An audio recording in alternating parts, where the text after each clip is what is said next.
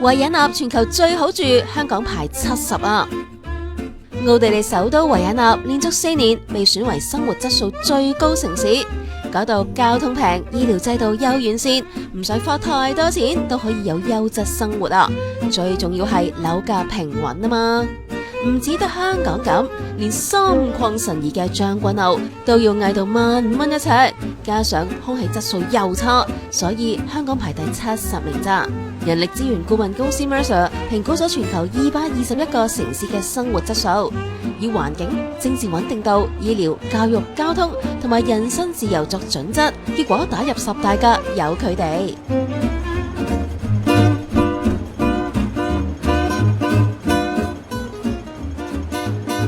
而新加坡就排25，係亞洲區最高。香港人最中意去嘅日本有3個城市入到50大，包括東京啦、神戶同埋橫濱。台北就排85，上海就排95。咁邊個城市係最差呢？咪就係開火多過開飯嘅伊拉克巴格達咯，繼續爆味啊！